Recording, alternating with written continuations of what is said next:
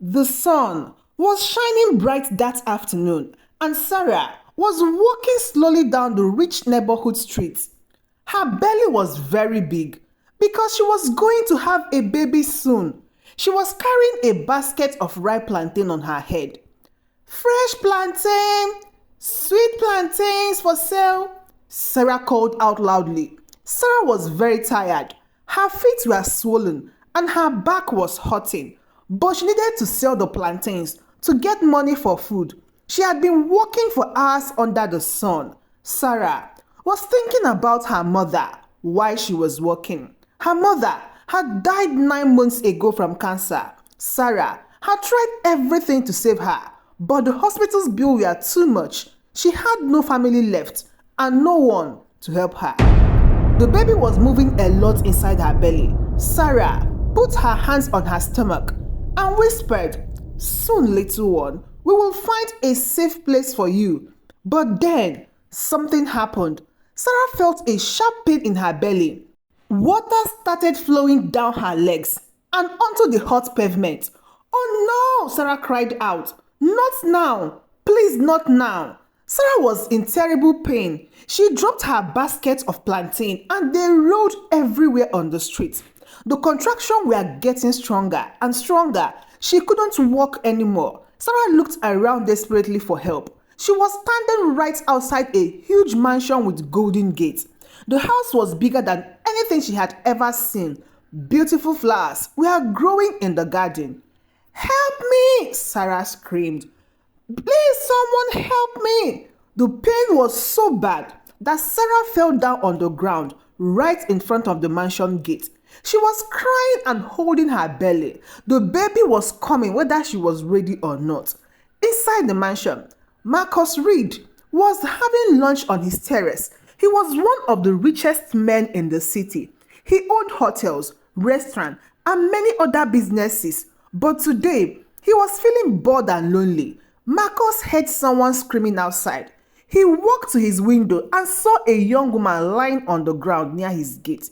She looked like she was in great pain. "What happened out there?" Marcus asked his security guard through the intercom. "It's just a beggar, sir," the guard replied. "She probably pretending to be hot, so you will give her money." But Marcus could see this was not pretending. The woman was really suffering. Marcus ran outside to his gate as fast as he could. When he got there, he saw Sarah lying on the hot concrete. Her dress was wet and she was breathing very hard. "Ma'am, what's wrong?" Marcus asked. "My baby is coming," Sarah said between painful breath. "Please help me. I don't have anyone else." Marcus had never delivered the baby before. He felt scared, but he knew he had to help. He called for an ambulance on his phone right away. The ambulance would take 20 minutes to get there. The operator told him. 20 minutes? Marcus said. "This baby might come before then." Sarah was pushing and crying. Marcus could see the baby's hair starting to come out. "I can see the baby," Marcus told Sarah. "You are doing great. Keep pushing." Marcus took off his expensive shirt and used it to make a clean place for the baby. He was kneeling on the hot ground, but he didn't care about his clothes getting dirty. "Push harder," Marcus said. "The baby is almost here." Sarah was using all her strength. Then suddenly, the baby came out into Marcus' hand. It was a beautiful little boy with dark hairs. "He's here," Marcus said happily. "Your son is here." The baby wasn't crying at first. Marcus remembered something he had seen on TV. He gently patted the baby's back and cleaned his nose and mouth. Then, the little boy started crying loudly.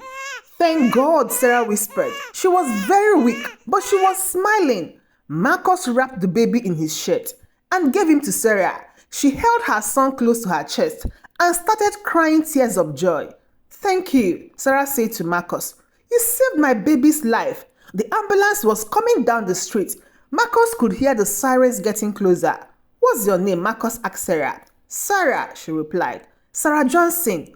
"And Marcus," he said. "Don't worry, Sarah. Everything will be okay now."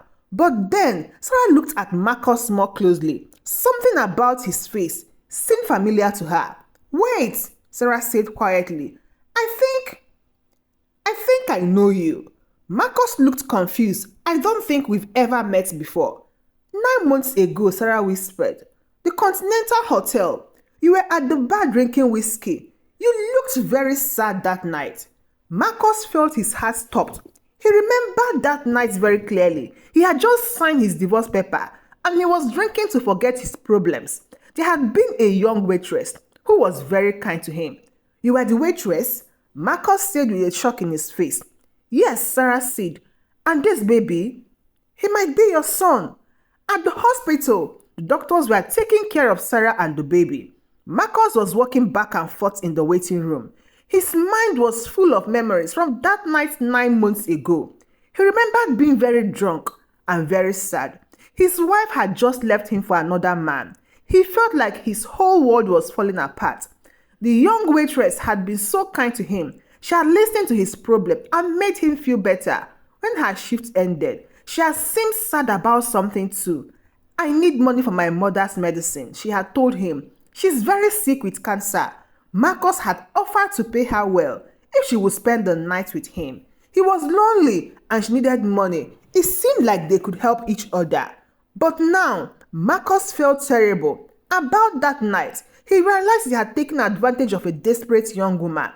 Dr. Martinez came out to talk to Marcus. The mother and baby are both healthy, the doctor said. You did an excellent job delivering that baby. Doctor, Marcus said, I need to ask you something important. Can you do a DNA test to see if I'm the baby's father? Of course, Dr. Martinez said. We can have the result tomorrow morning. Later that evening, Marcus went to visit Sarah in her hospital room. She was holding the baby and looking out the window. Sarah, Marcus said, can you tell me what happened after that night at the hotel? Sarah's eyes filled with tears. When I got home that morning, Sarah said, I found my mother unconscious on the floor. I rushed her to the hospital, but it was too late. She died that same day. Marcus felt a deep pain in his chest. I'm so sorry. The money you gave me, Sarah continued, I used it all for her funeral. Then 2 weeks later, I found out I was pregnant. Why didn't you try to contact me? Marcus asked. I did try, Sarah said. I went to your office building 3 times, but security always threw me out. They said I was just another girl, trying to get money from you. Marcus remembered the security team telling him about women who came looking for him. He had always told them to send everyone away. I had nowhere to go, Sarah continued. I lost my job at the hotel because I was getting sick from the pregnancy. I've been living on the street for months, selling plantains to survive. Marcus felt ashamed. While he was living in luxury, the mother of his possible child was homeless and hungry. Sarah, Marcus said, if this baby is mine, I want to take care of both of you. I don't want pity, Sarah said proudly. I just want my son to have a good life. The next morning, Dr. Martinez came with the test result. Marcus and Sarah were both very nervous. Well, Dr. Martinez said, Mr. Reed, you are definitely the father of this baby. Marcus looked at his son sleeping in Sarah's arm. The little boy had Marcus's blue eyes and his strong chin. What do you want to name him? Marcus asked Sarah. David, Sarah said. It means beloved and chosen one. David Reed, Marcus said. The name sounded perfect. Marcus sat down next to Sarah's bed. Sarah, he said, I want to take you and David home with me. You don't have to live on the street anymore. Sarah felt scared, but I don't know how to live in a rich person's house. You don't have to change who you are, Marcus said. I just want to make sure you and your son are safe and comfortable. Sarah looked at baby David. She wanted to give him the best life possible. Okay, she said quietly, but I'm not looking for charity. I want to work and earn money. We'll figure it out together, Marcus promised. 3 days later, Marcus brought Sarah and David to his mansion. Sarah had never seen such a big house before. Everything was made of expensive material and looked perfect. Marcus showed Sarah to a beautiful bedroom. This is your room, he said. David's nursery is right next door. This room is bigger than any place I've ever lived, Sarah said with amazement. Marcus had bought new clothes for Sarah and everything the baby would need. There were toys, blankets, bottles, and a beautiful crib. You don't have to buy me things, Sarah said. I just need a safe place for David. Sarah, Marcus said, you are the mother of my son. I want you to be comfortable here. But Sarah still felt out of place. She was used to sleeping on hard grounds and eating cheap food. Now, she was surrounded by luxury that she never dreamed of. That evening, Marcus's girlfriend Lizzie came to visit. Lizzie was a beautiful model who had been dating Marcus for 6 months.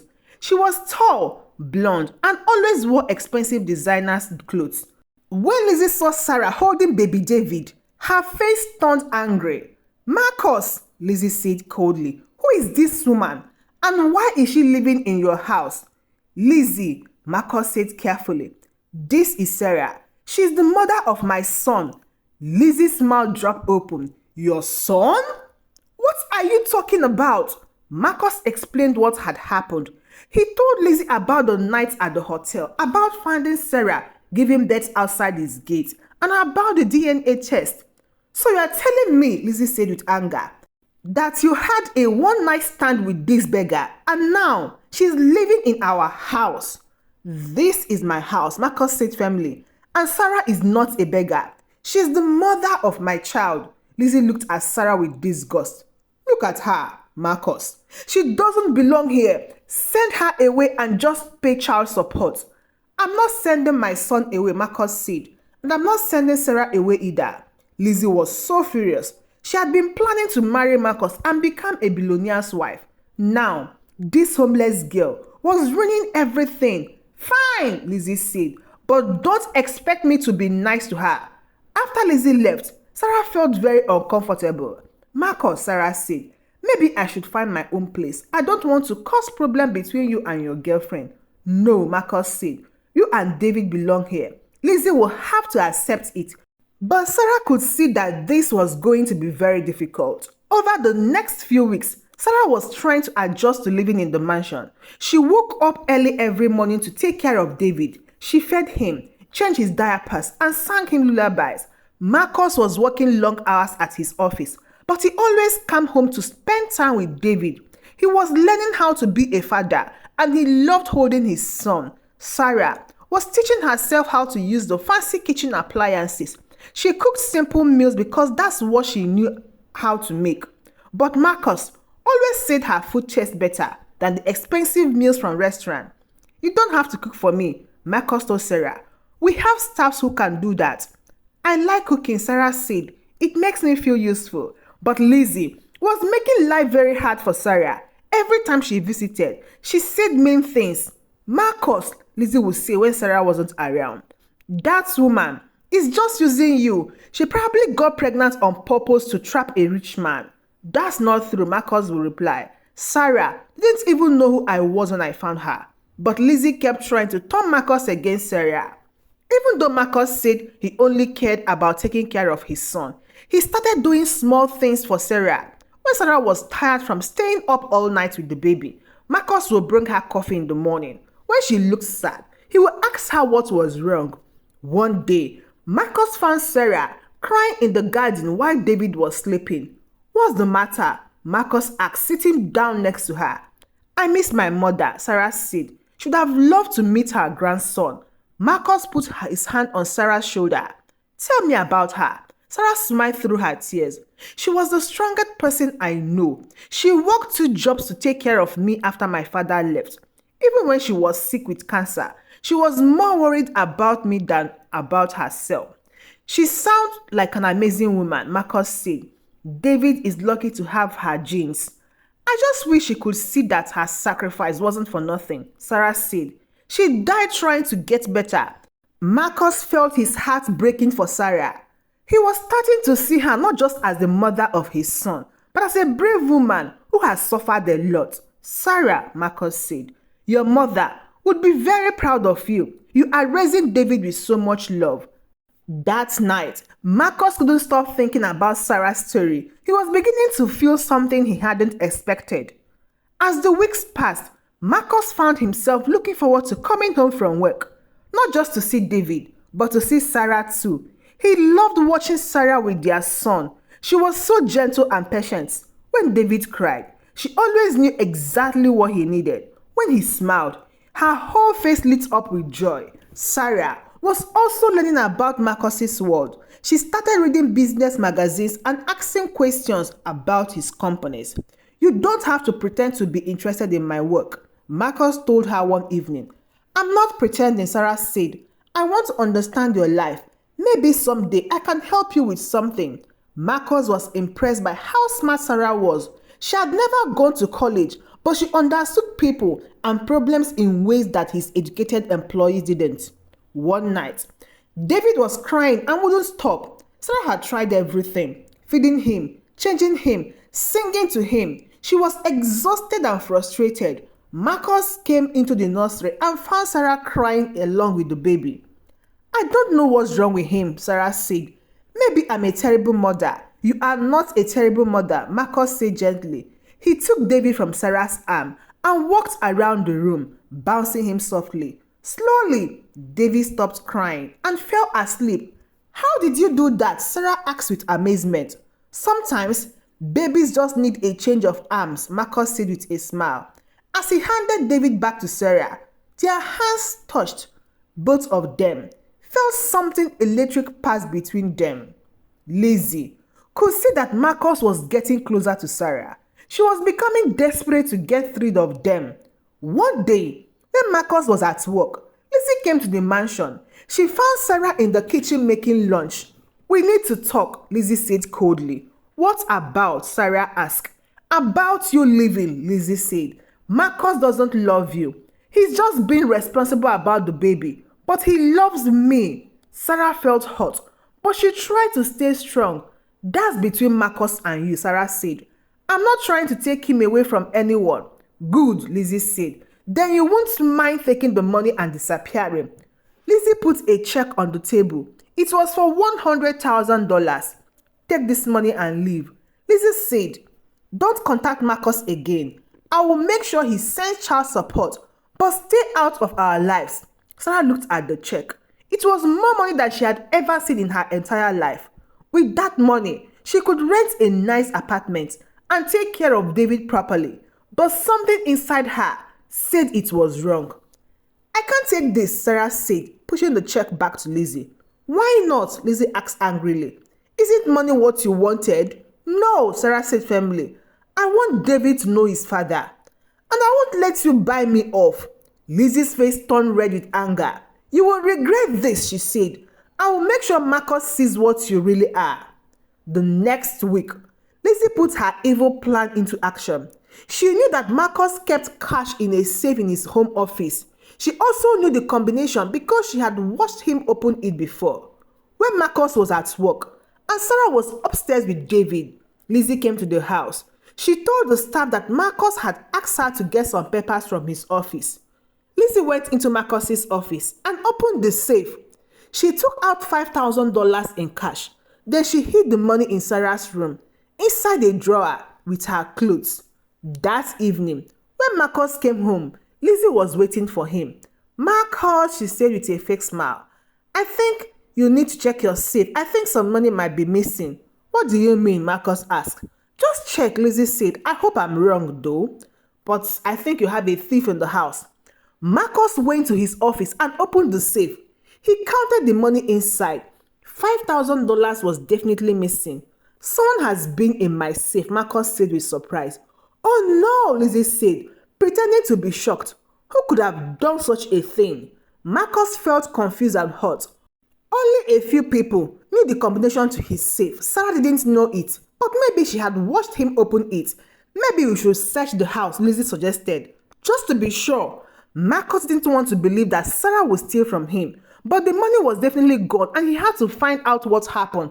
"Sarah," Marcus called. "Can you come downstairs, please?" Sarah came down carrying David. She could see that Marcus looked upset about everything. "Is everything okay?" Sarah asked. "Sarah," Marcus said carefully, "some money is missing from my safe. Do you know anything about it?" Sarah felt shocked. "No, of course not. I didn't even know you had a safe." "Well, the money is gone," Lizzie said. "Maybe we should look around the house." "That's not necessary," Sarah said. "If you think I stole your money, just search my room." Marcus felt terrible, but he had to know the truth. They all went to Sarah's room. Lizzie pretended to help look around. She went straight to the drawer where she had hidden the money.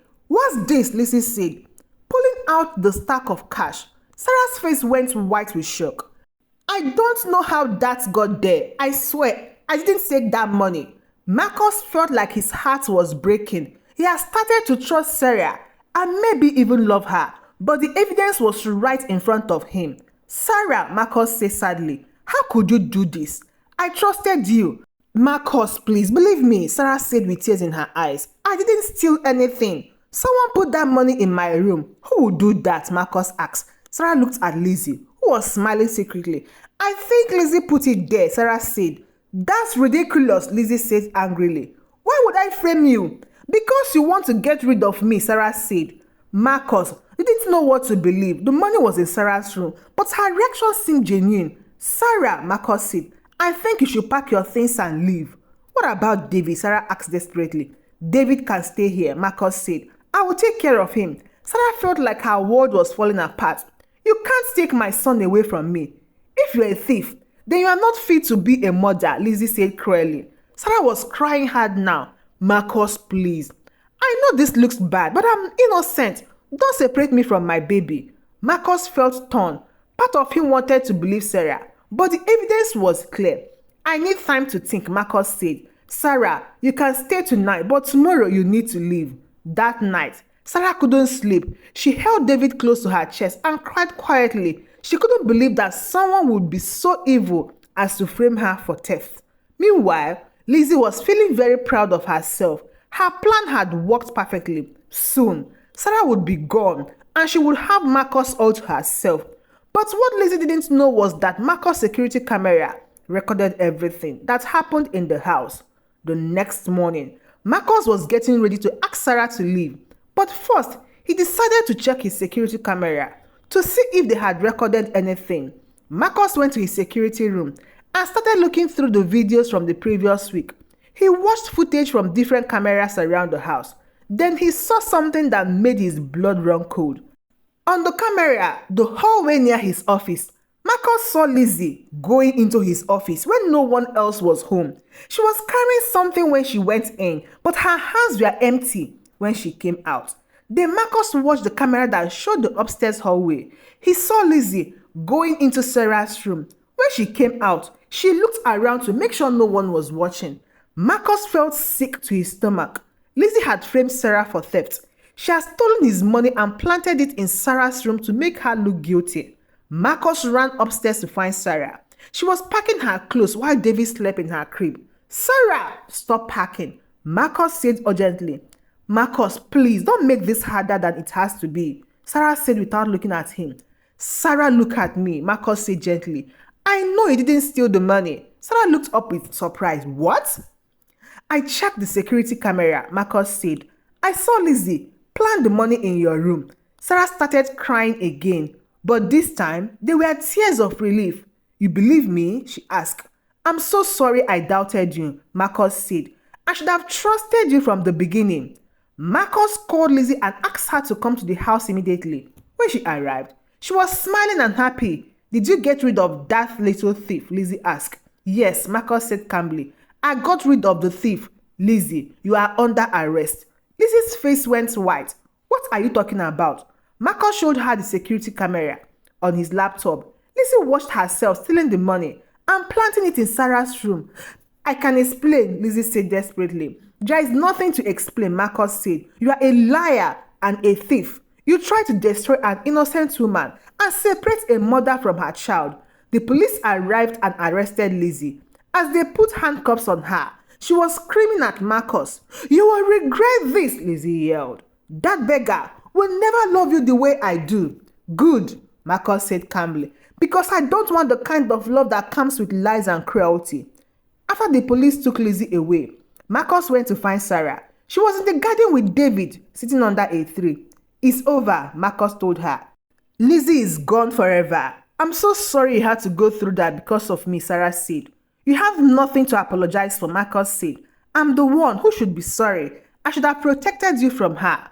That evening, after David was asleep, Marcus and Sarah sat together in the living room. They had been through so much together in just a few months. Sarah, Marcus said, I need to tell you something. What is it? Sarah asked. When I first brought you here, Marcus said, I thought it was just doing my responsibility as David's father. But somewhere along the way, things changed. Sarah's heart started beating fast. I started looking forward to coming home every day, Marcus continued. Not just to see David, but to see you too. I love the way you hum while you are cooking. I love the way you talk to David like he understands every word. I love how brave and strong you are. Sarah felt tears coming down her eyes. Marcus, she said softly, are you saying what I think you're saying? I'm saying that I love you, Sarah. Marcus said, not because you are David's mother, but because of who you are. You are kind, honest, and real in a way that no one else in my world is. Sarah had been falling in love with Marcus too, but she was afraid to hope that he could love someone like her. I love you too, Sarah whispered. I tried not to, because I thought you could never really care about someone from my background, but I can't help it. Marcus took Sarah's hand in his. Your background doesn't matter to me, he said. What matters is your heart, and you have the most beautiful heart I've ever known. 6 months later, Marcus and Sarah's love had grown stronger every day. They were a real family now, not just because of David, but because they chose to be together. Marcus had been planning something special for weeks. He wanted to ask Sarah to marry him, but he wanted it to be perfect. One evening, Marcus told Sarah he wanted to show her something in the garden. When they got outside, Sarah saw hundreds of candles lighting up the entire yard. There were flowers everywhere and soft music playing. Marcus, what is all this? Sarah asked with amazement. Marcus got down on one knee and pulled out a beautiful diamond ring. Sarah Johnson, he said, 9 months ago, you changed my life forever. You gave me the greatest gift I've ever received, our son David. But more than that, you taught me what real love feels like. Sarah was crying happy tears. You showed me that love isn't about money or status, Marcus continued. It's about choosing to care for someone every single day, no matter what happens. Marcus held up the ring. Sarah, will you marry me? Not because we have a child together, but because I want to spend the rest of my life loving you. Yes, Sarah said through her tears. Yes, I'll marry you. Marcus put the ring on Sarah's finger and kissed her. At that moment, they heard David crying from inside the house. They both laughed and ran inside to check on their son. David had woken up and was looking around for his parents. 3 months later, Marcus and Sarah had a beautiful wedding in the garden where he had proposed.